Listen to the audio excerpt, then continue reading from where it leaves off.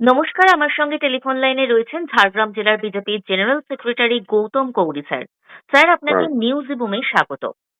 নমস্কার, প্রথমেই নমস্কার। আপনার কাছে যে প্রশ্নটা রাখবো, হ্যাঁ, ঝাড়গ্রামে বিজেপি কর্মীদের ওপর বারবার যে হামলার অভিযোগ উঠছে, আপনার মতে এই ঘটনায় প্রশাসন কি সত্যিই নিরপেক্ষভাবে কাজ করছে নাকি রাজনৈতিক চাপের প্রভাবও দেখা যাচ্ছে কিছুটা?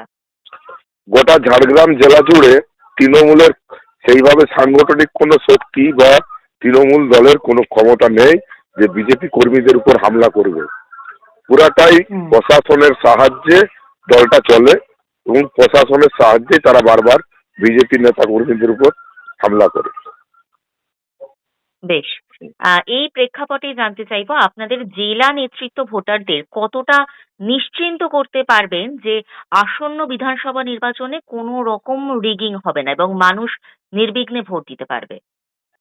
দেখুন, বিগত নির্বাচনগুলোতে যেভাবে ঝাড়গ্রামের বিস্তীর্ণ এলাকা জুড়ে তৃণমূলের সন্ত্রাস, সেই সন্ত্রাস সাধারণ মানুষকে সঙ্গে নিয়ে আমরা সেই সন্ত্রাস এবার প্রতিহত করব এবং সাধারণ মানুষকে যাদের তাদের ভোটার অধিকার পাইয়ে দেওয়ার জন্য, মানে ভোট সুস্থভাবে করার জন্য বিজেপি কার্যকর্তারা হুম, প্রতিটা বুথে একদম চৌকিদারের ভূমিকায় থাকবে।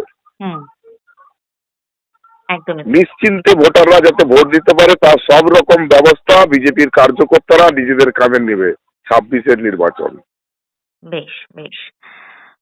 আমার পরবর্তী প্রশ্ন, তৃণমূল কংগ্রেস যে আদিবাসী উন্নয়নের বারবার দাবি করছে, বাস্তবে ঝাড়গ্রামের আদিবাসী মানুষ শিক্ষা, স্বাস্থ্য এবং কর্মসংস্থানের সব ক্ষেত্রে কিছুতে পিছিয়েছে, সব কতটা কিছুতে উপকৃত? পিছিয়ে, আচ্ছা। কোনো উপকৃত সব কিছুতে পিছিয়ে আছে। কিছু পেটোয়া তৃণমূলের ওই সমাজ থেকে, আদিবাসী সমাজ থেকে উঠে আসা কিছু মানুষের উন্নয়ন হয়েছে, যারা শুধুমাত্র তৃণমূলের নেতা কর্মী হুম, তাদেরই হয়েছে। আদিবাসী সমাজের কোনো উন্নয়ন হয়নি। তাদের এখনো সেই কুড়ে বাড়ি আর সেই কি বলে আপনার ওদের উন্নয়নের সেই বাথরুম, হুম, আজও তাদেরকে যে বাথরুম না পৌঁছে দিয়ে তার বিল তুলে নেওয়া, হুম, রাস্তাঘাট। আপনি আদিবাসী গ্রামগুলোতে যাবেন, প্রচুর প্রচুর সংখ্যায় কাঁচা বাড়ি, পাকা হুম, বাড়ি আপনার চোখে পড়বে না। হুম, আদিবাসী সমাজের কোনো উন্নয়ন এই সরকার করেনি একেবারেই স্যার। একবারে।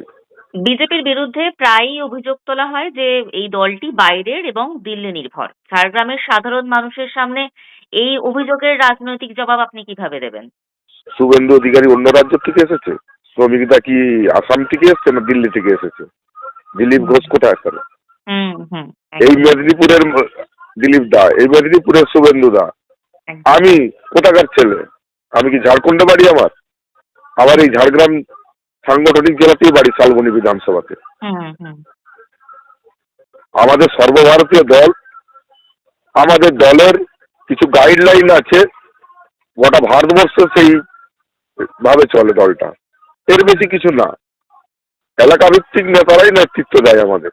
হুম, হুম, হুম, আমাদের কর্মসূচি জাতীয়তাবাদ, দেশ দেশ দেশপ্রেমী, আমরা আমাদের এটা রাষ্ট্রবাদী। আমাদের এটা গোটা রাজ্যে, সমস্ত রাজ্যে ভারতবর্ষে হুম, এই একই পদ্ধতি চলেছে। আপনার কাশ্মীর থেকে কন্যাকুমারী, হুম, পশ্চিমবঙ্গ সেটা এইভাবেই চলে।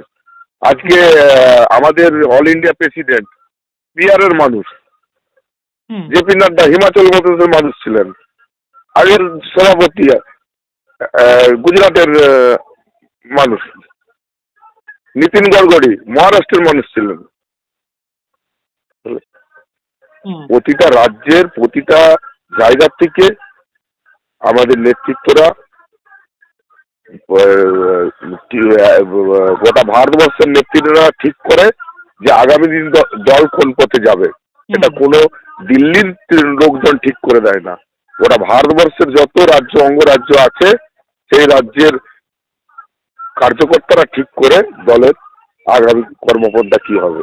হুম, হুম, হুম, একেবারে। আপনি একটু আগেই বললেন যে দিলীপ ঘোষের কথা। দিলীপ ঘোষ ঝাড়গ্রামেরই সন্তান।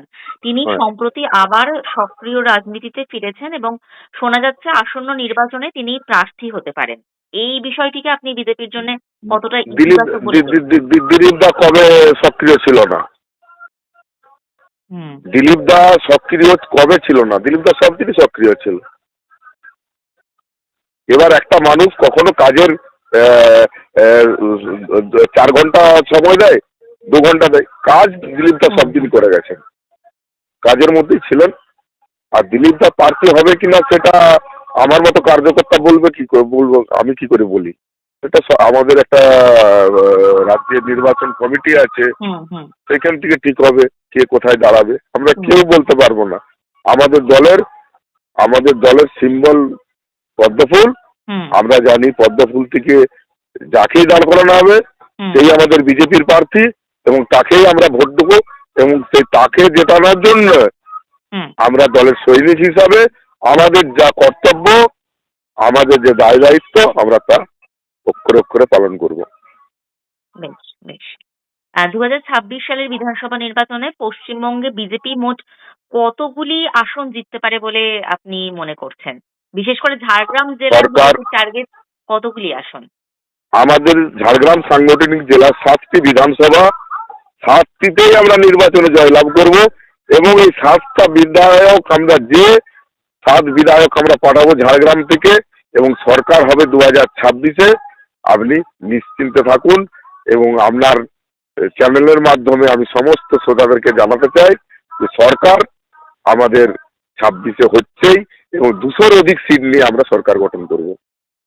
বেশ বেশ অনেক ধন্যবাদ স্যার আপনাকে। আমাদের সঙ্গে এতক্ষণ টেলিফোন লাইনে ছিলেন ঝাড়গ্রাম জেলার BJP general secretary Gautam Gauri sir.